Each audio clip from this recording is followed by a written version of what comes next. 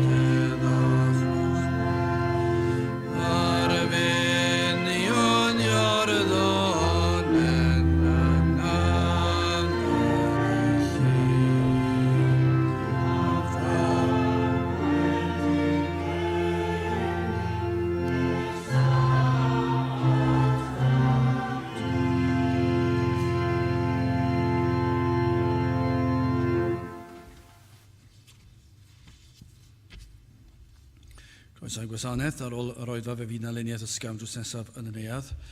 Fydd ein cwrdd gweddi misol yn cael ei gynnal ar y drydydd nos Iau o'r mis, ond tro yma ni fydd na cwrdd gweddi mis Awst, ond fydd na un mis Medi.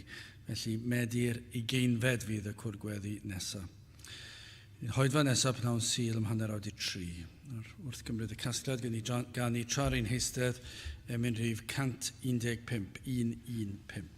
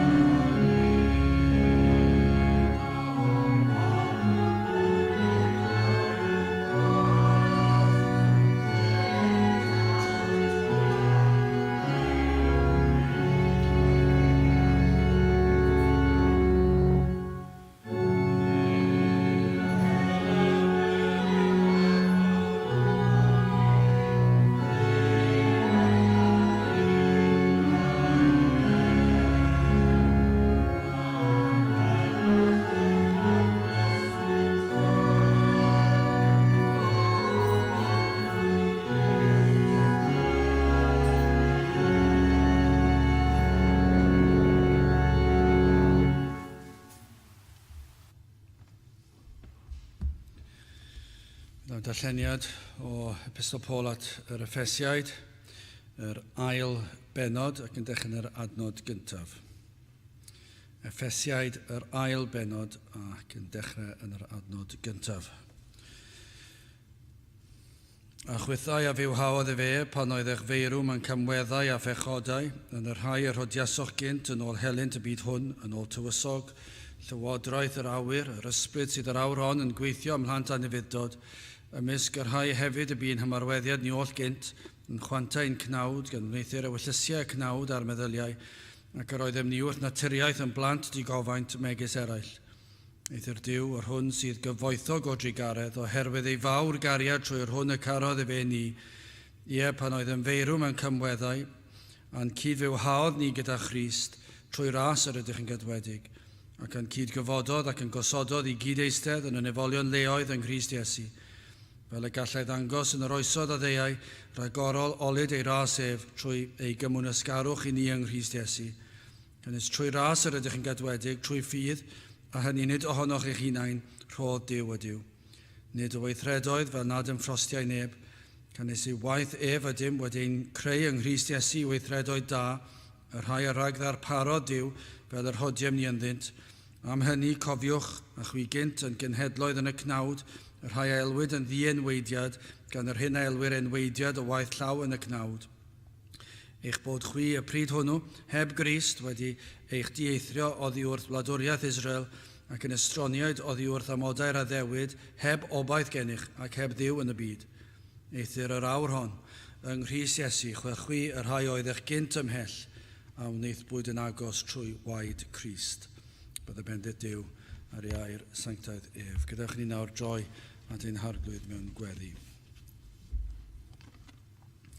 Ni yn diolch i ti unwaith eto Dduw am y fraint o cael dod y ger dy fron ac yn dod o flaen o'r seddfainc sydd yn o'r seddfainc o ras ac bod yna groeso i bechaduriaid fel ni, i'r rhai sydd wedi crwydro rhai a ddewisodd ffordd y byd, yr rhai oedd yn rhodio mewn tywyllwch ac eto Dduw trwy dy ras di agor ein llygaid mwyn i ni cael gweld ein hangen am waredwr ac yna trwy dy ras yn rhoi yr hodd o ffydd i ni i gredu y gallu edifarhau ac i ni yn diolch i ti am yr iachawdwriaeth sydd i'w gael yn yr arglwydd Iesu Grist. Ac felly ni yn dod ger dy fron unwaith eto, nid trwy ein heiddiannau ni, ond trwy heiddiannau yr arglwydd Iesu Grist. Ac yn dod fel dy blant, yn dod yn mawl, yn diolchiadau, yn diolch i ti am yr efengil sanctaidd, yn diolch i ti am faddeuant pechodau ac am fywyd tragwyddol, yn diolch am dy addewidion sydd yno yn dy air ar gyfer dy blant, addewidion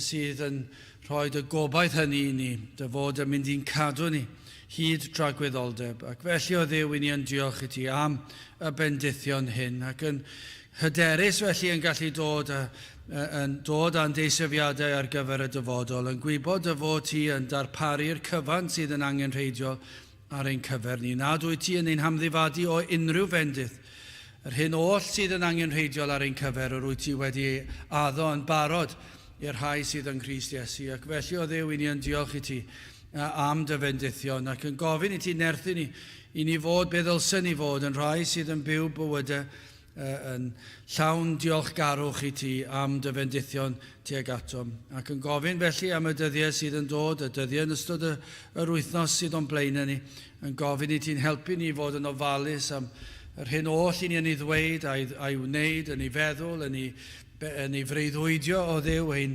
dymuniadau ar gyfer y dyfodol. I ni'n gofyn i ti rhwystro ni i cael dymuniadau sydd yn ôl y cnawd.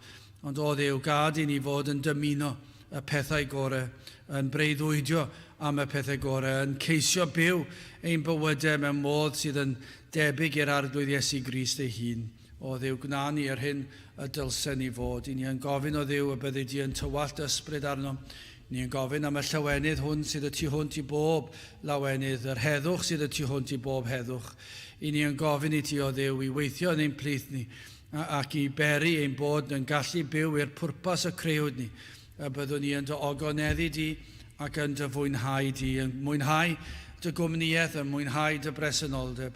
Ac felly o Dduw i ni yn gofyn cawn deimlo, cawn brofi o'r bresenoldeb yma, yn gofyn am dywalliad o'r ysbryd glân arnom ni yma ar ein dinas, ar ein gwlad, a byddwn ni yn cael gweld gwaith mawr yn cychwyn unwaith eto, o Dduw fel yn y dyddiau a fi. I ni'n tristau wrth weld y fath difaterwch tuag at y bethau di, ac yn gofyn o Dduw ar ei ti weithio ac i ddwy'n pobl nôl at dy bethau di, trwy dy ras sydd yn anorchfygol. Felly o Dduw bendithiad, diogelan hamser yma nawr, arwen ni yn ein haddoliad, i ni'n gofyn hyn oll trwy enw ac heiddiant ein harglwydd Iesu Grist. Amen. Ein tad yr hwnnwyd yn y nefoedd, sancteiddier dy enw, deled dy deyrnas, gwyneler dy ewyllus, megis yn y nef, felly ar y ddeiar hefyd.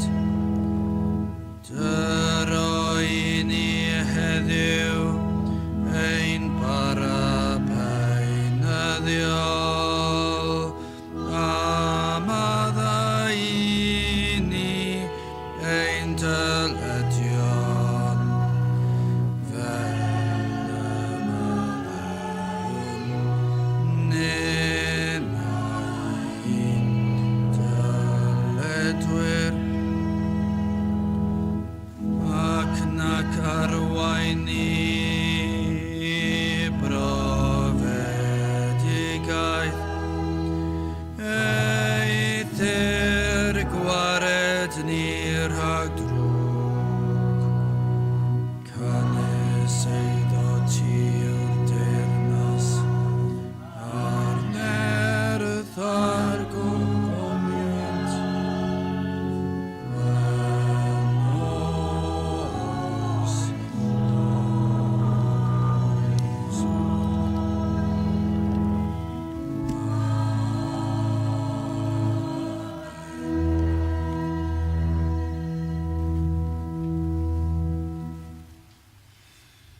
ni ganu Emrif 382, deiad pechaduriaid triain yn fynteoedd mawr ynghyd, doed yn ysoedd pell ymoroedd i gael gweld dy wyneb pryd. 382 gen i sefyll i'w chanu.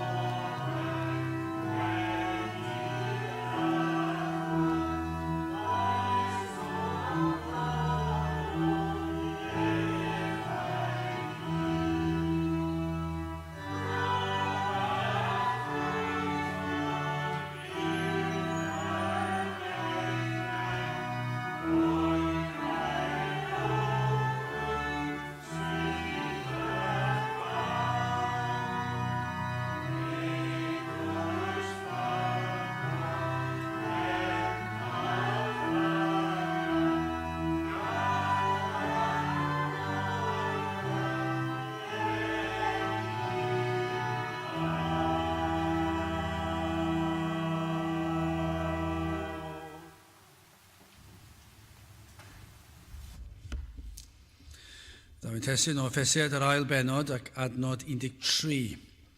Effesiaid 2 adnod 13. Eidir yr awr hon yng Nghrist Iesu chwychwi yr rhai oedd eich gynt ymhell a wneithbwyd yn agos trwy waed Crist. Cofio clywed y cyngor yma i bobl ifanc, i'r hynny yw i'r sawl a honnodd fod yn Gristnogion. Os oeddent yn dymuno bod yn bobl diwiol rhyw ddydd, hynny yw pan yn hynach, os oedd ganddyn freuddwyd o fod fel rhai o'r saint a fi, hynny yw yr rhai a frwydrodd ac a wasanaethodd yr arglwydd, efallai eu bod nhw wedi darllen am rai y dymunant efelychu, falle bod nhw wedi darllen am Pantycelyn a Hywel Harris a Daniel Rowlands ac yn y blaen, ac yn meddwl, wel, hoffen ni fod fel rheini.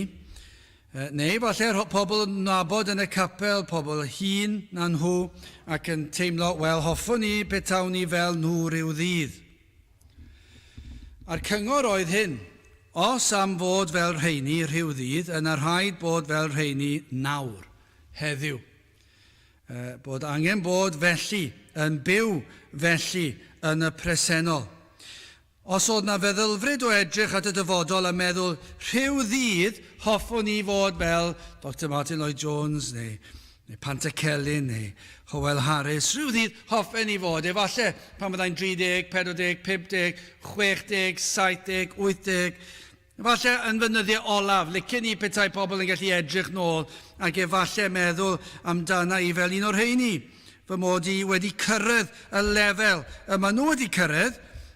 Ac os na feddylfryd felly o edrych ymlaen, yna rhaid falle cwestiynu a ydych chi wedi deall unrhyw beth.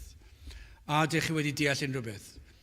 I ddechrau bant, rhaid gofyn y cwestiwn os yn honni fod yn Gristion ac yn fodlon ar fod ar lefel isel ac yn dweud, wel, licen ni fod, ac o leia lle chi dweud, wel, o leia bod chi eisiau bod fel Pantycelyn neu Hywel Harris neu Daniel Rowlands. O leia, mae hwnna'n rhywbeth, achos mae mwyafrif o bobl eisiau bod fel rhyw ganwr pop, neu chwaraewr pêl-droed, neu beth bynnag, rwy'n enwog felly. So fel, allech chi ddadle, wel, o leia, bod chi eisiau bod fel rheini, ond mae rhaid hyd yn oed yn y fan yma dweud, a ydych chi wedi deall?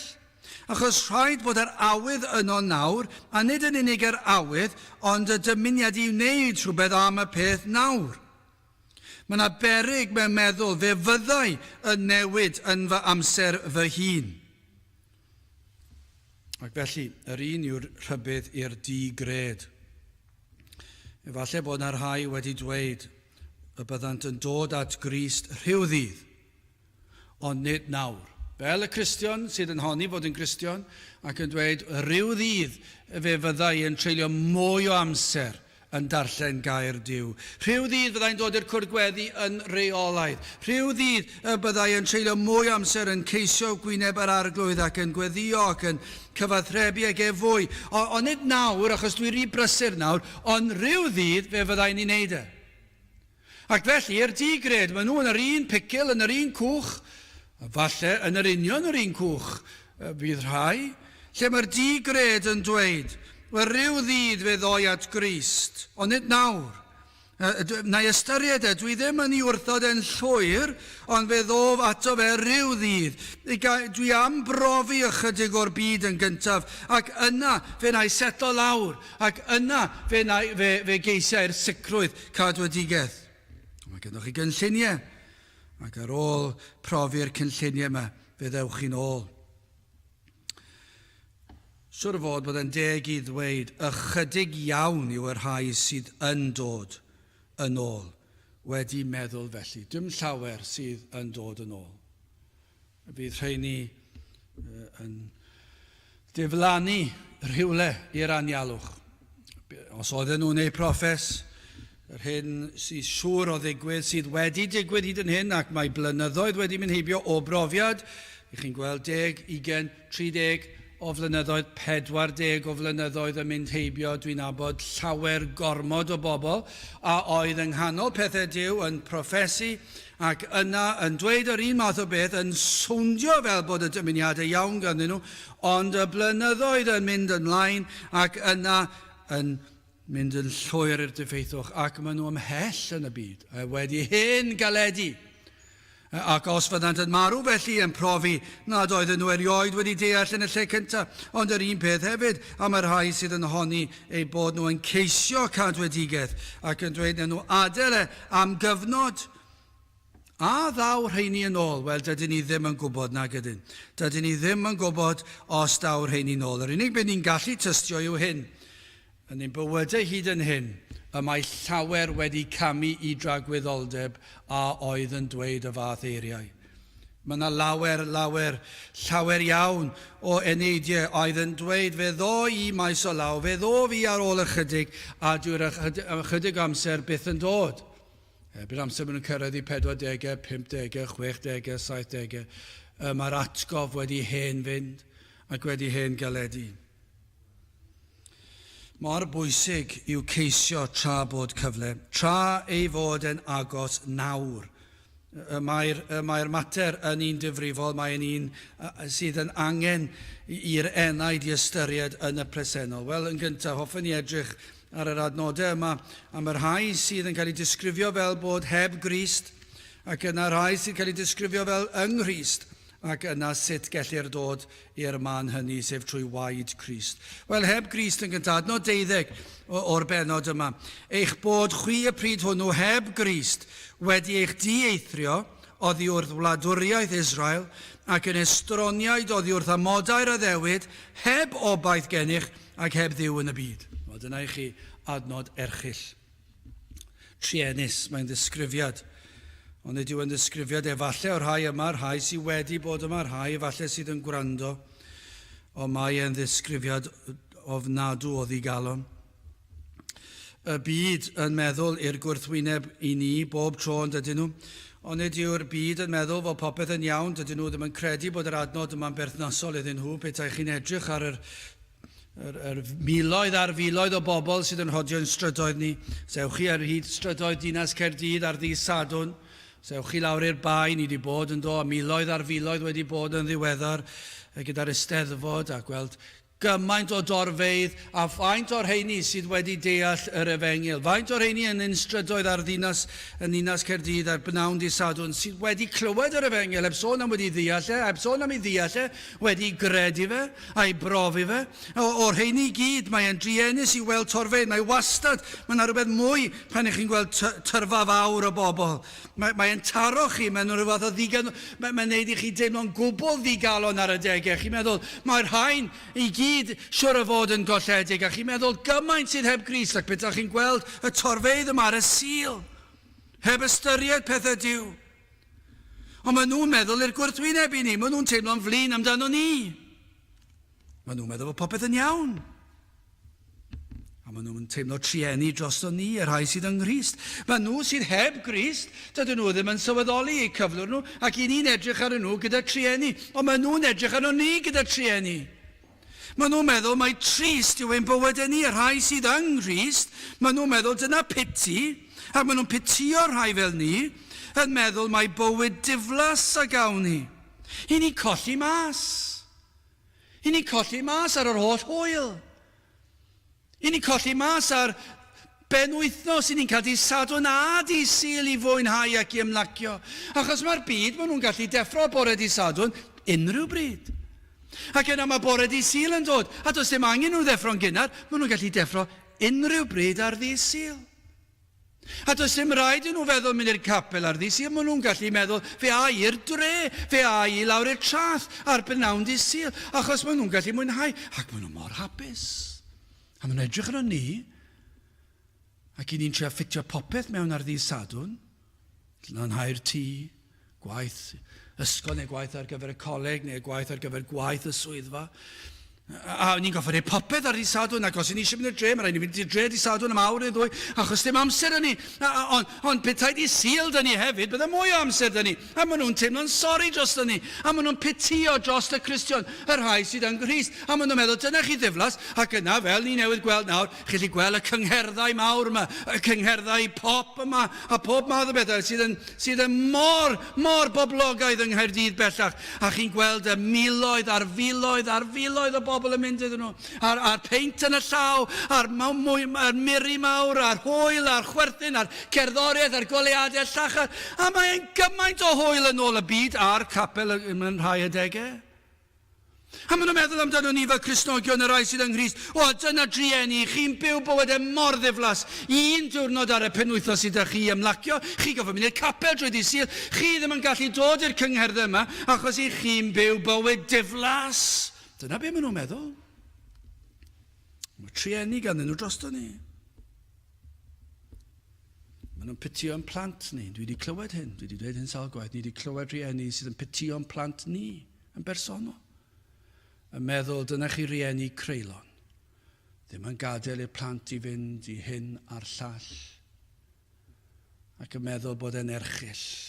Dyna chi gam driniaeth maen nhw'n dweud. Ddim yn caniatáu i blant i fynd i bartion pan yn 16 ac yn 17 sydd yn llawn anfoesoldeb a meddwdod. Ac maen nhw'n meddwl dyna chi ddiflas. Dyna chi greulon.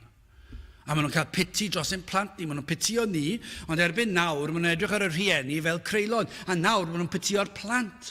Ac maen nhw'n meddwl mae'n erchyll, ac mae'r byd yn cael trieni dros ni, ac maen nhw'n meddwl dyna i chi ofnadw, a maen nhw'n meddwl am y Cristion fel pobl trienus iawn. Bod ni wedi colli mas, wedi'n hamddifadu o bleserau ac o ryddid, ac maen nhw'n meddwl mae caeth weision ydym ni fel Cristnogion. Maen nhw'n credu dylse pob un cael cyfle i ymdrybeiddi ym mhob math o bechodau a chwant, ac maen nhw'n credu cyfle sydd eisiau, a fydden nhw'n cytuno, os ydy eisiau chi mynd dros ben llestri, ond mae rhaid chi cael cyfle, mae rhaid chi flasu, mae rhaid chi cael profiad, i chi gofyn wneud eich penderfyniad eich hunan. Dyna beth mae'r byd yn dweud. Ewch i ganol bydreddi'r byd a newch eich meddwl eich hunan. Penderfynwch chi. Dyna beth yw popeth erbyn ni. Gewch chi benderfynu beth bynnag fynwch chi. Os ych chi eisiau bod yn unrhyw beth, fe gewch chi wneud e. A dyna beth mae'r byd yn dweud. Ac maen nhw'n edrych ar y Cristion ac yn dweud, wel, dyna chi drieni. Dyna chi fywyd caeth, caled, unig.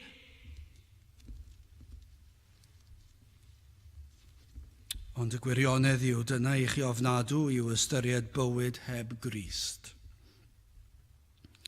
Mae'r Cristion yn gallu tystio i'r ffaith dyna oedden ni cyn dod at Grist.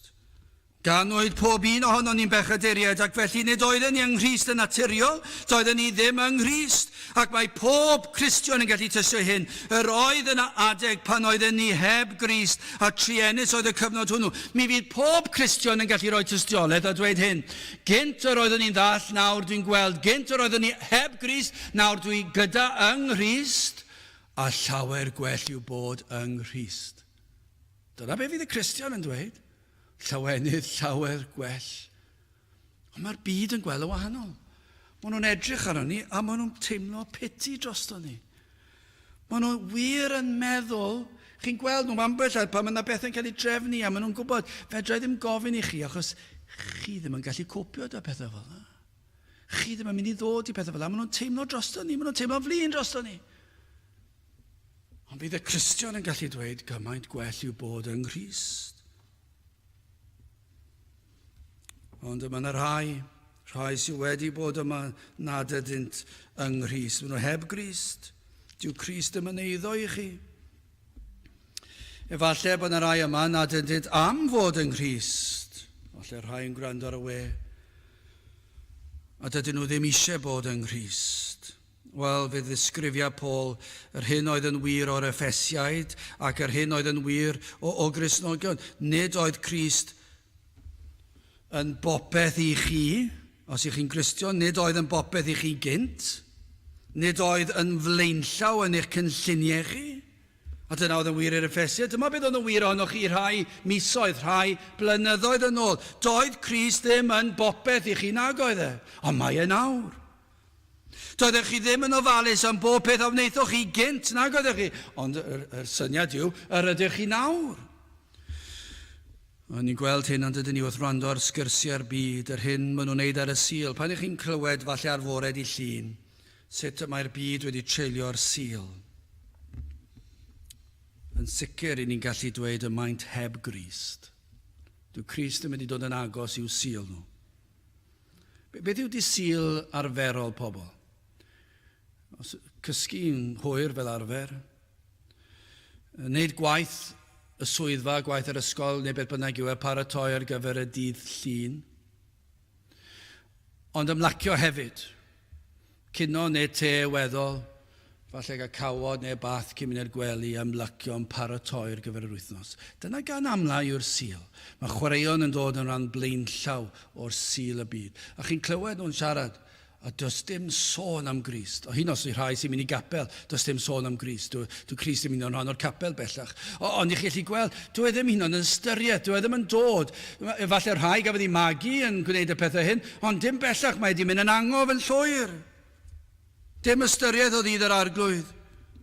A ni'n gweld bod pobl heb Nghrist pan maen nhw'n sôn yn berthnasau a phobl eraill, yn ymwneud â phobl eraill, cariadon ac yn y blaen. A pan chi'n clywed nhw'n sôn am y pethau hynny, does dim cyfeiriad at Nghrist ac at gyfraith Duw, at air Duw. Dyw canllawiau Duw yn y maes hynny. Dwi ddim yn rhan o'r peth. Does dim ystyried o air Duw pan mae'n dod i foesau. Dych chi ddim yn clywed yn nunlle.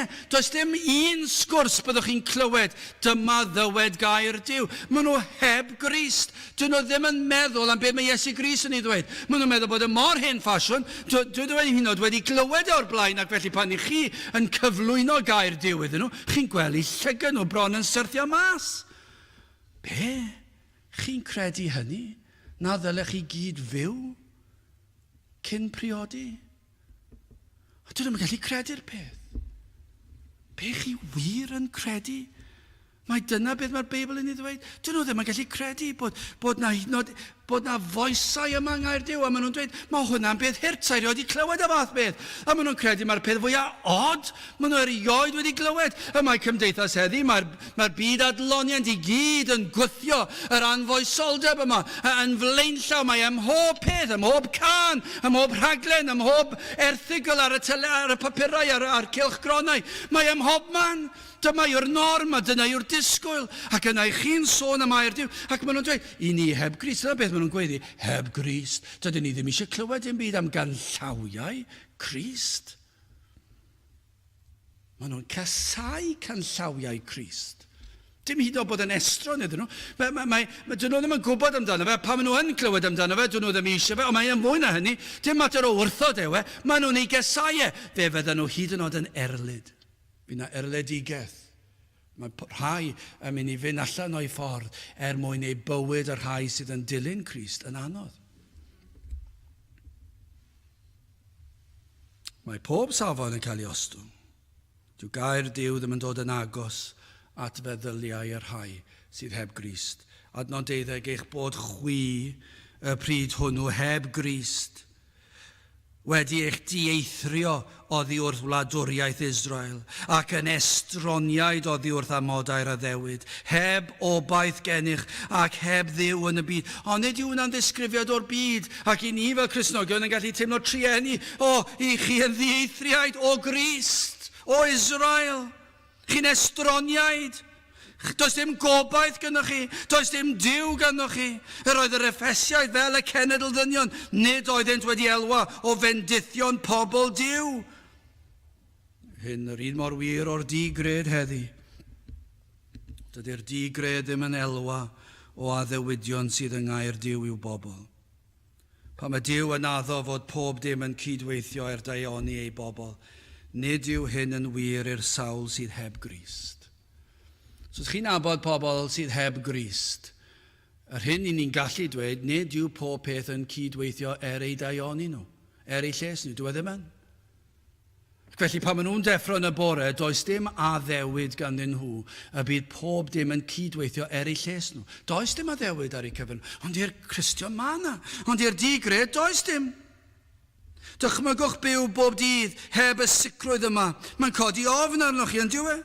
Mae'r rhain wedi hamddifadu o broffwydi a'i negeseuon. Mae'r byd yn byw bywydau heb air Duw, heb bregethwyr i egluro'r gair, i'w herio ac i bledio gyda nhw wedi fyrhau. Ydych chi'n abod pobl, a mae'r mwyafrif yn dod i'r maes yma.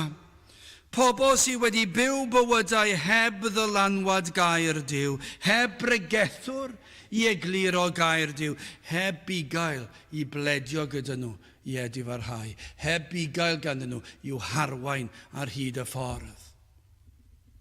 I ddweud wrthyn nhw, mae angen i chi edifarhau o'ch pechod, mae angen i chi gredu yn yr arglwydd Iesu Grist. Dyma i chi'r byd sydd heb Grist. Maen nhw'n cael bywyd cyfan. Dychmygwch magwraeth heb Grist na air. Dychmygwch chi cartrefi sydd heb Grist, y mwyafrif llethol. Yn magu plant ar sail ac yn trial ei gorau ac llawer yn gwneud y gorau y gallan nhw ac wedi magu plant nhw, ond heb Grist. Dyna chi ddychryn yn magu plant mewn byd sydd heb Grist. Pa sicrwydd sydd yna, pa obau sydd gyda chi ar gyfer y fori, pa sicrwydd sydd gyda chi bod rwy'n yn gofalu ac yn arwain, Psalm 25 a 24.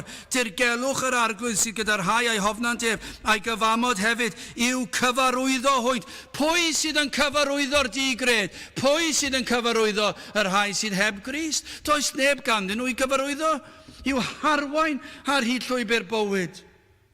Maen nhw'n cymryd cyngor o fan hyn a fan draw a fan hyn, ond dydyn nhw ddim yn gwybod os yw'r cyngor yna y cyngor gorau, ond yn sicr chi dyw e ddim yn gyngor sydd yn mynd i fod yn llesol i'w heneidiau nhw, achos os nad ydyn nhw yng Nghrist, does dim sicrwydd ganddyn nhw. O unrhyw, mae'r cyngor yma nhw'n mynd i gael, doedd ddim yn llesol i'r enaid, efallai bydd yr cyngor gorau iddyn nhw ar gyfer ble i roed i buddsoddi eu harian. Falle ble i cael y morgais gorau, falle bydd nhw'n cael cyngor da felly. A pinnau bod yn beth da i brynu neu beidio, a pa gar i brynu, a pa di i brynu, a pa goleg i fynychu. Efallai bydd y byd yn gallu rhoi cyngor weddol ar y pethau hynny, ond dyw'r pethau yna ddim yn bwysig na gen i. Achos beth sy'n bwysig yw'r enaid, a thragwyddoldeb yr enaid. Ac felly mae'r digred, yr ai heb Grist, does neb i'w cyfarwyddo nhw. Does neb yn dweud wrthyn nhw beth sydd orau i wneud. Does dim cysur. Does dim canllawiau wrth wynebu treialon bywyd. O, pa mae tristwch bywyd yn dod ar eu traws nhw. Maen nhw heb Grist. Does neb ganddyn, dim gwaredwr i'w harwain nhw. Pan yn gwynebu tristwch a phrofedigaeth ac ofnau. Does dim addewid ar eu cyfer. Dim ond anobaith, dyma beth mae Paul yn ei ddweud, heb obaith gennych ac heb ddiw yn y byd. Dyna chi drienus, yw'r rhai sydd heb Grist. Tra bod nhw'n gwneud hwyl am ein pennau ni bod ni'n ddiflas. Ac eto yn ei miri a'i hwyl, a'i meddwdod, a'i hanfoesoldeb, a'i balchder, a'i prysurdeb, a'i chwarae, a'i pob math o bethau. Ei gweithredoedd da. Yn yr holl bethau y mae'r byd yn ei wneud, does dim gobaith ganddyn nhw. Does dim gobaith. Ac does dim Duw ganddyn nhw. Dyna chi dywyllwch, dyna chi drienus. Oedd Hendrickson yn cymharu'r byd yn y cyd-destun yma fel llongwr allan ar fôr tymheslog. Dychmygwch be fyddo fel. Petai chi mewn cwch bach. A rhywsut neu gilydd i chi wedi falle cwch rhwyfo, neu hwylio, neu beth bynnag. Ia, hwylio byddai'r gorau, achos byddai chi'n meddwl byddai'r hwyfau o leia yn gallu trio brwydro yn erbyn y tonau, ond gyda'r hwyl, mae'n anoddach yn dweud, a'r storm yn cynyddu, a'r glaw yn syrthio, y gwynt yn chwipio, a'r tonau yn codi yn anferth, a chi wedi gweld lluniau o'r moroedd stormus yma. Dychmygwch be fydda fel bod mewn cwch bach hwylio ar gyfer un person.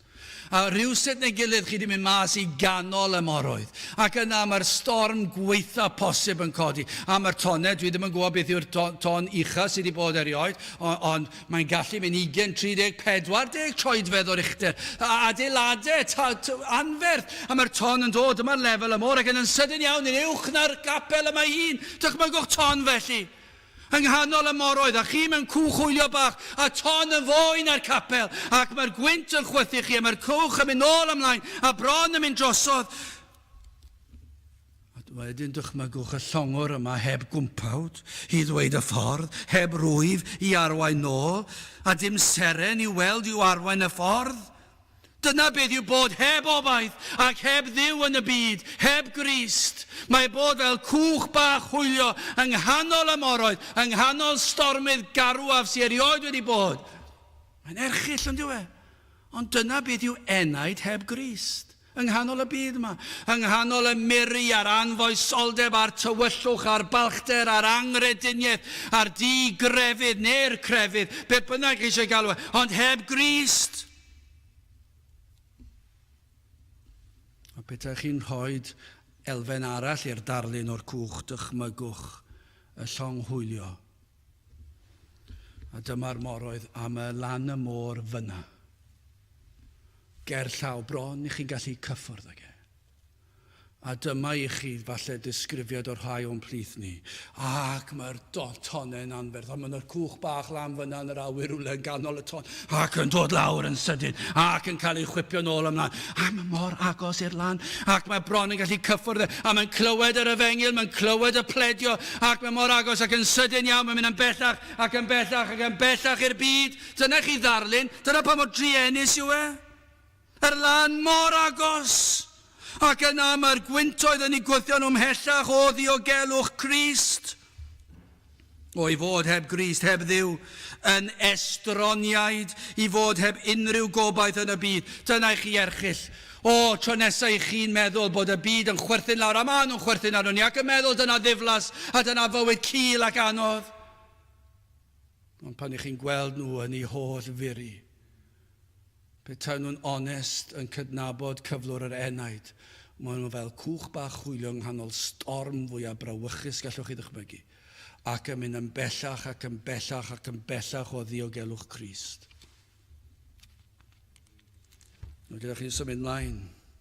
Rheina yw'r rhai sydd heb Grist, beth am yng Nghrist adnod 13. Eithir, dyma beth oedd yn wir amdano ni, ond eithir yr awr hon. Yng Nghrist Iesu, chwechwi'r rhai oedd eich gynt ymhell, a wneithbwyd yn agos trwy waed Crist. O, peidiwch y meddwl, mewn amser yr ystyriwch y pethau yma, fel o'n i'n dweud ar y dechrau. Dyna i chi drieni pan mae'r rhai yn meddwl, na i ddod yn fwy ysbrydol ymhen ychydig. Gai swydd gynta, fe gai swydd gynta, na i seto lawr, mynd trwy bywyd ysgol, a iawn, mae prysurdeb ysgol methu dod i'r cwrddau achos aroliadau yn ôl pob sôn. Dwi ddim yn deall na'n chwaith, fi'n gwybod pa mae'r aroliadau ar fi'n dod, ond mae'n dangos awydd, maen nhw'n gallu gwneud unrhyw beth arall. Ac yna pa maen nhw'n mynd i'r coleg, mae prysurdeb coleg, mae'n rhy brysur, fedrai ddim dod i'r cwrdd na pobl ifanc, neu cwrdd pregethu, neu beth bynnag yw e. Mae bywyd wedyn cael swydd, a chi'n gweld y penderfyniadau yma. Wel, mae eisiau setlo yn y swydd gyntaf, mae rhaid fi setlo yn y swydd. Ac yn ar ôl cael y swydd am cyfnod, wedyn i chi'n meddwl, wel, falle priodi a setlo lawr, neu beth bynnag yw e. Wel, mae rhaid fi setlo ar fan hyn, a fedrai ddim dod i ormod o beth yna, mae rhaid fi wneud yn siŵr bod fi'n gwneud popeth yn iawn fel hyn. Ac yna beth sy'n digwydd, mae chi'n hanner cant cyn i chi droi rownd. So chi'n meddwl, falle fydd na i setlo maes o law. Na i ystyried y pethau yma, i'r digred, na i ystyried Crist. Wel, dwi ddim yn gweithio felly. Chi'n sylwi ar y gair yma, eithir yr awr on. Y nawr, yr awr yma, yr awr hon, yr eiliad yma, nawr. 2 Corinthiaid 6 adnod 2, wele yn awr yr amser cymeradwy, wele yn awr ddydd yr iachawdwriaeth. Os i chi'n honni fod yn Gristion, wel, well i chi geisio fod fel Pantacelyn a Hywel Harris heddi, nid fori, nid wythnos nesaf. Pam nad oes Pantacelyn's dyn ni nawr? Chos siwr fod, mae mwyafrif o'n nhw'n meddwl fe ddoi'n Pantacelyn mewn tua 40 o flynyddoedd. Dwi eisiau ffling bach nawr fel Cristion. Pam does dim Hywel Harris? Christmas Evans, pam dyn nhw ddim i gael heddi? Tybio ni achos yn meddwl fe ddoi maes o law mewn ychydig bach amser. Pam bod yr ifanc wedi troi cefn? Achos maen nhw'n meddwl, o'r rhai gafodd i magu, falle na i ystyried y pethau yma mewn 20 mlynedd falle, pan gai blant a setlo.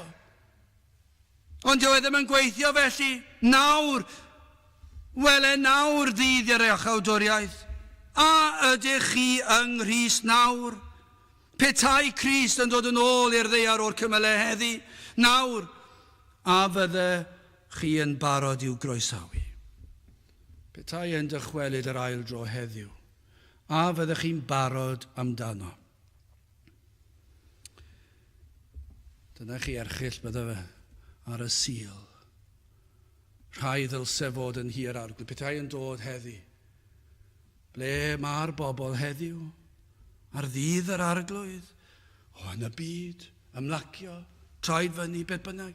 Petai'n dod yn ôl, byddai llawn esgusod, wel, o'n i tipyn bach y brysur, o'n i wedi blino tipyn bach, lot gen i wneud, dwi ar fy ngwyliau, sa'n mynd i geisio'r arglwydd ar fy ngwyliau? A dyna be fi'n rhaid, beth petai Crist yn dod nôl nawr? Heddiw, yr eiliad yma, sawl un fydda'n goffa gwynebu Crist yn dod yn ôl, wel, yn meddwl am esgus i ddweud pam dwi yn y byd, pam dwi ddim yn hir arglwydd. Neu gai ofyn hyn, a ydych chi y tu allan i Grist, a ydych chi'n estron iddo, dyna chi fendydd o fod yng Nghrist, yn eiddo i Grist, yr hwn sydd yn wrthwynebu'r digred, y sawl sydd yn estroniaid. Mae gan y Cristion, yr un sydd yng Nghrist, berthynas agos a'i waredwr, mae yng Nghrist. Mae yn yr arglwydd Iesu Grist. Allwch chi ddim bod yn agosach na yna. Nid yw yn estron i Grist, y mae'r Cristion yn pwyso yn llwyr ar Grist, y mae'n gorffwys ar Grist bob dydd, troi'r dydd. Mae ei enaid yn pwyso ar Grist am iachawdwriaeth ac am arweiniad ac am bopeth, y mae'r Cristion yng Nghrist. Mae'n mwynhau'r sicrwydd fod ganddo un sydd yn ei warchod ac yn ei achub. Mae'n un sydd yn gysgod o felltith y ddeddf. Dyna be mae'r Cristion yn gwybod, y mae'n pwyso ar un sydd yna i amddiffyn o farn Duw ac o felltith y ddeddf.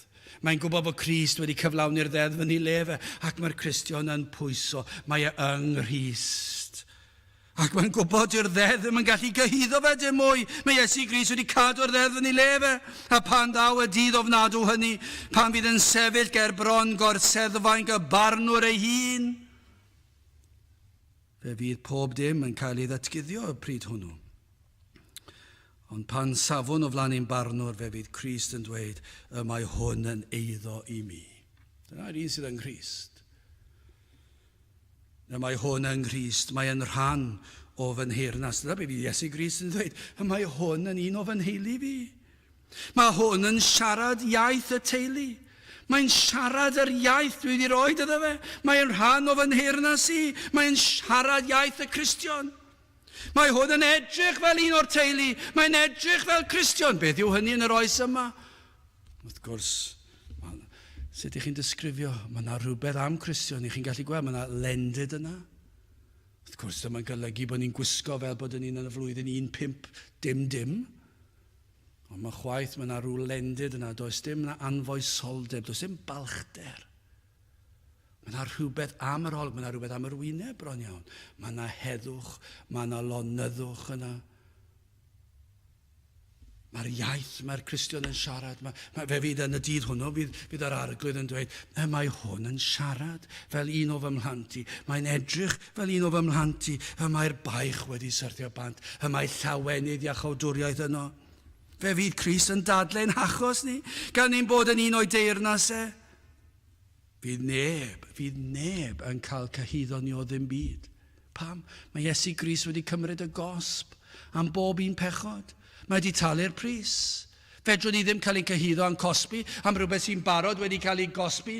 Mae Iesu Grist wedi cael ei gosbi yng Nghrist. Mae'r holl gondemniad wedi cael ei ddelio. Does dim gondemniad, does dim damnedigaeth i'r rhai sydd yng Nghrist Iesu. Does dim. Pam? Mae Iesu Grist wedi talu'r pris yn llawn. Mae waed wedi lifo. Sawl sydd yng Nghrist yn gallu tystio bod hyn y dywed y salmydd yn wir ohono fe. Grandewch ar Psalm 23. Mae pob un Cristion yn mynd i dystio i hyn. Os ych chi yng Nghrist. Psalm 23.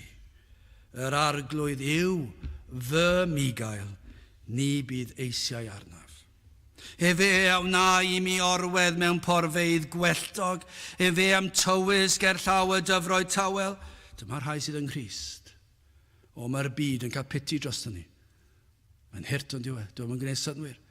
Dyma freintiau yr rhai yng Nghrist. Fe a ddychwel fe enaid, fe am harwain ar ei llwybrau cyfiawnder mwyn ei enw. Ie, perhodiwn ar ei glyn cysgodangau, nid ofnaf niwed, canis yr wyt ti gyda mi, dywi alen a ffon am cysirant. Ti a arlwy ford ger fy mron, yngwydd fy ngwrthwynebwyr, i raist fy mhen a golew, fy ffiol sydd lawn.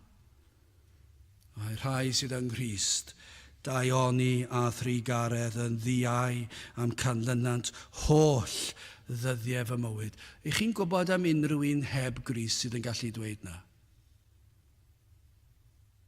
Rhai sy'n deffro bore di Sadwrn, bore di Sul, bore di Llun, a chi'r pen ofnadw, oherwydd y modd treulio'n o'r noson gynt. Y rhai sydd yn ofni canlyniadau ei bywydau nhw.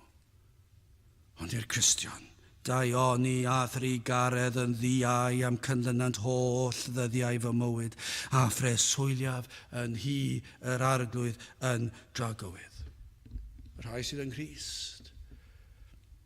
Mae Paul yn dweud yn Rhufeiniaid 8:28 ac ni a wyddom fod pob peth yn cydweithio Daioni i'r rhai sydd yn caru Duw, sef i'r rhai sydd wedi'i galw yn ôl ei arfaeth ef.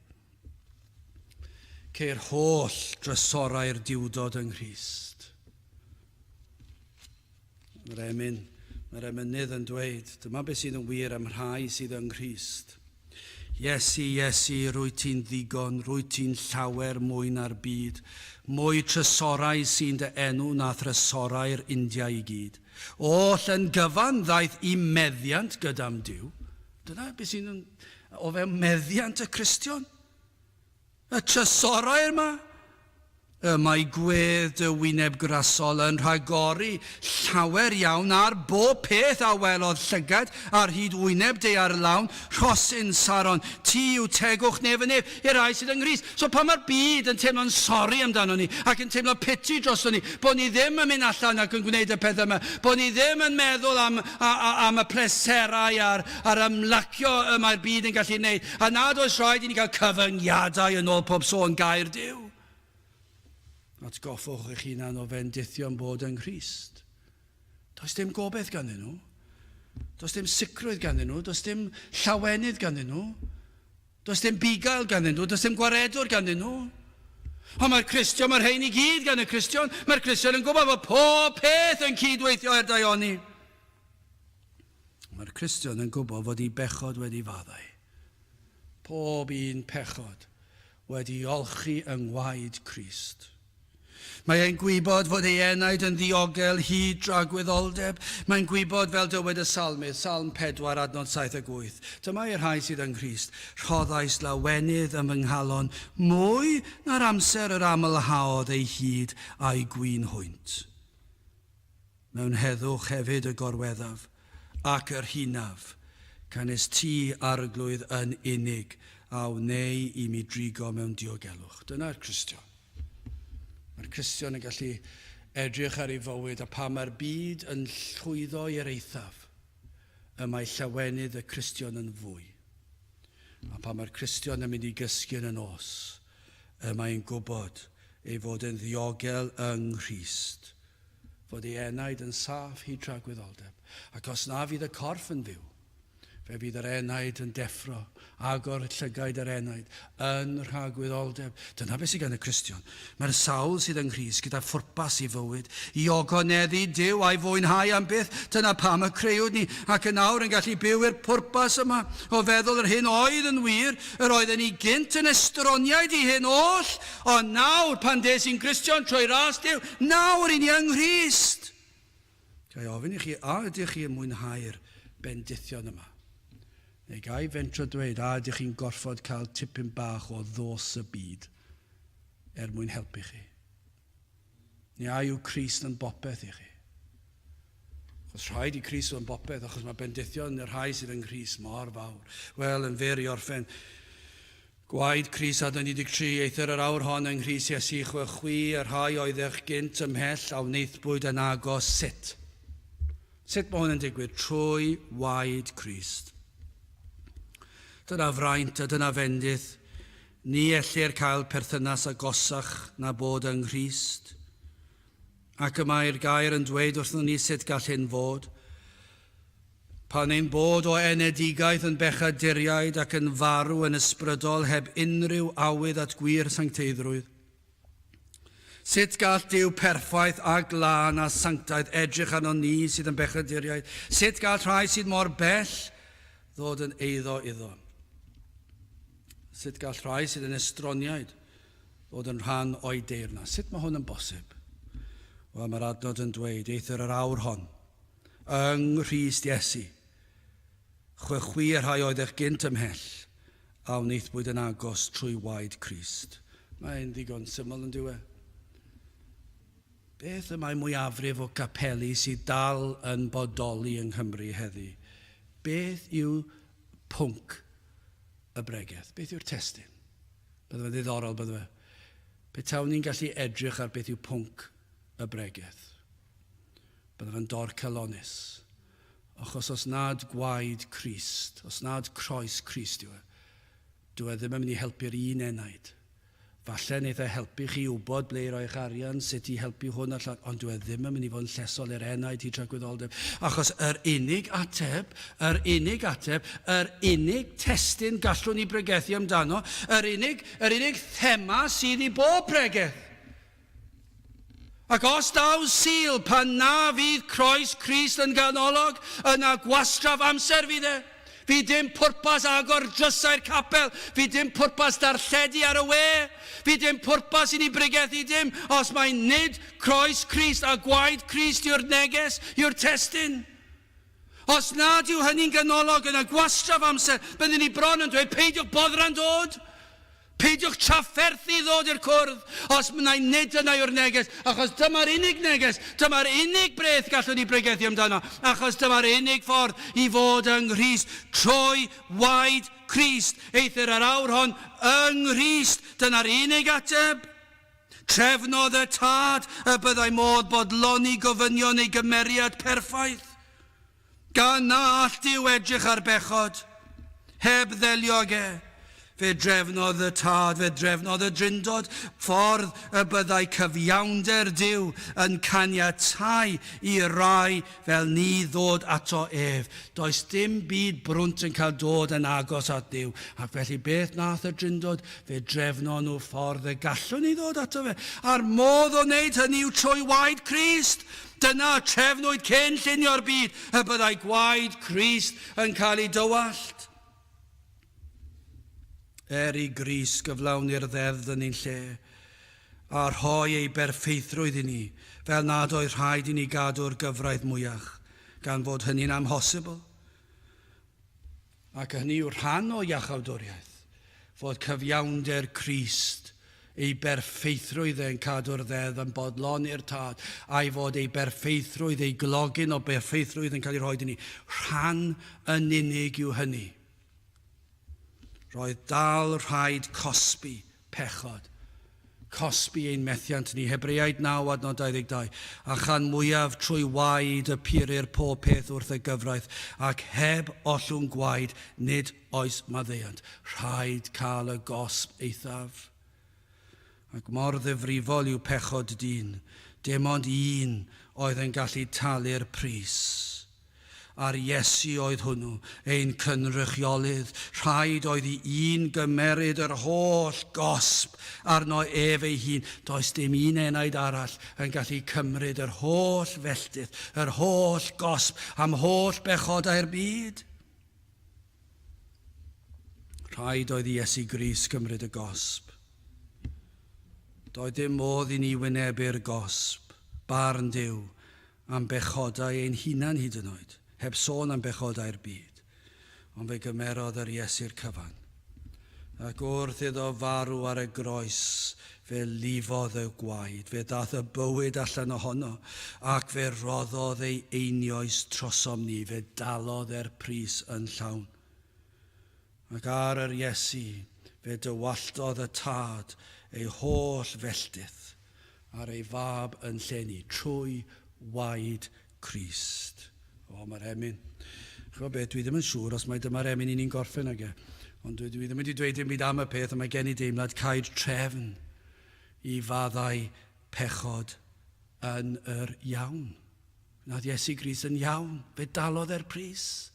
Fe dywallodd ei waed. Cai trefn I faddau pechod yn yr iawn. Mae iachawdwriaeth barod yn yr iawn.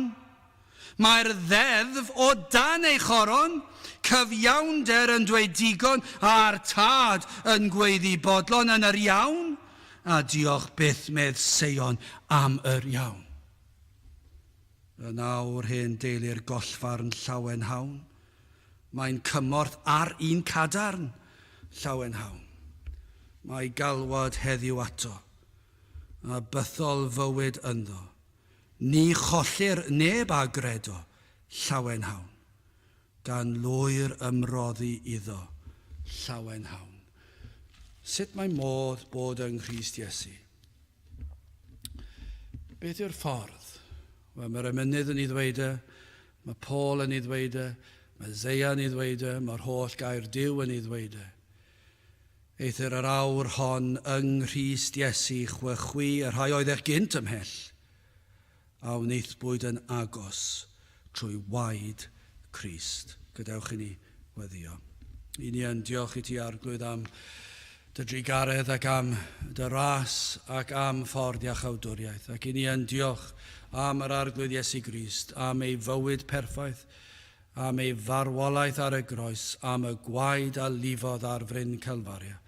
Ac I ni yn gweddio Dduw y bydd na rai fydd yn dod at Grist, y fydd yn derbyn o'r maddeiant, y fydd yn galw am drigaredd ac yn llawenhau felly o Dduw, sawl a ddaw at Grist, na fydd ef byth yn ei gwrthod. Teir dyn plith, bendithion I nawr, I ni'n gofyn hyn o trwy enw ac heiddiant i'n Arglwydd Iesu Grist. Amen. Ie, dyna yw'r emyn, 297. Cai trefn I faddau pechod yn yr iawn. Mae iachawdwriaeth barod yn yr iawn. 297 gen I sefyll i'w chanu.